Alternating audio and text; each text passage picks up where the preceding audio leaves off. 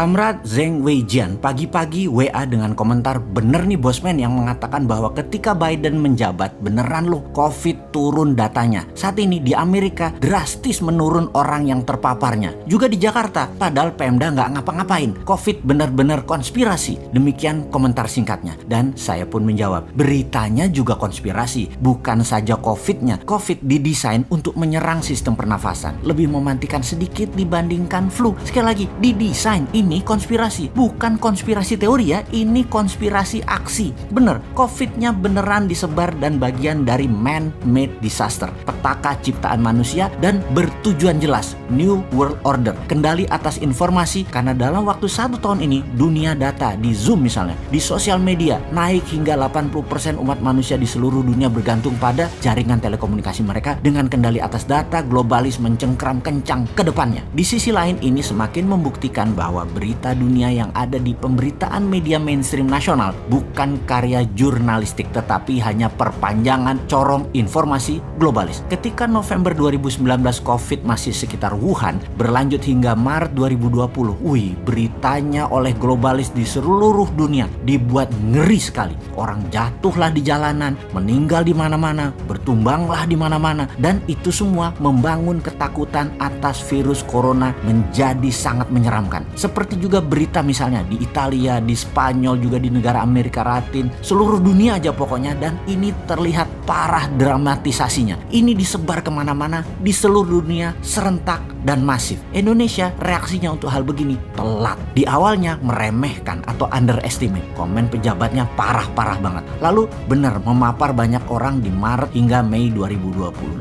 Paniknya kebablasan, overestimate lah, tindakannya over panik, lalu kemudian bingung sampai berbulan-bulan. PSBB buka tutup, vaksin dan berbagai jurus mulai dilakukan. Sekarang baru mulai agak normal lagi setelah setahunan keputusan yang selalu gonjang-ganjing. Melihat ini semua, banyak pengamat intelijen pertahanan komentar, agaknya dunia intelijen tidak dipakai benar datanya oleh pejabat puncak, atau datanya oleh intelijen negara tidak serapih zaman dahulu. Pendapat pribadi si Sontoloyo adalah yang pertama, tidak bisa memanfaatkan data intelijen karena memang tidak paham bagaimana menggunakannya. Kembali ke beritanya yang konspirasi. Sekarang semua berita dunia mulai yang positif, atau tepatnya sudah dibiarkan positif tentang kesembuhan, tentang turunnya tren, tentang negatif COVID dan suksesnya vaksin, serta berbagai solusi dibiarkan mengalir di media utama tanpa restriction atau pembatasan. Tahun lalu jualan masker di sosmed di take down atau tidak muter itu produknya, atau tidak diiklankan, tidak boleh karena sosmed bagian dari globalis. Sosmed adalah tool globalis. Kemudian sekarang monggo jualan barang yang menyembuhkan COVID atau melindungi diri dari COVID, silakan dijual oleh sosmed, lancar lagi, mau di IG, mau di FB, apapun udah bisa lagi. Beberapa saat yang lalu kalau bilang kata COVID dan media globalis konspirasi, dalam tanda petik itu ya, di sosmed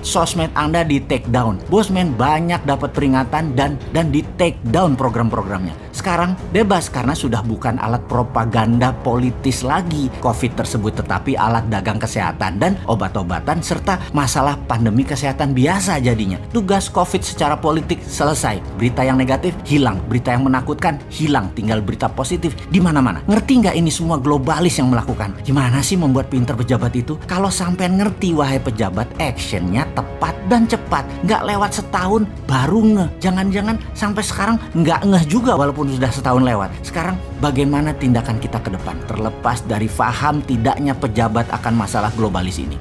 Gaspol, vitamin gratis, tambahin setelah vaksin gratis, ditambah genos gratis di setiap bandara, pelabuhan, terminal, mal, dan public area. Wisata, sekolahan, mais, dan bisnis melibatkan publik. Siap-siap aktifkan lagi. Lebaran bisa pulang kampung lagi. 2 bulan ini kencangkan vitamin dan vaksin.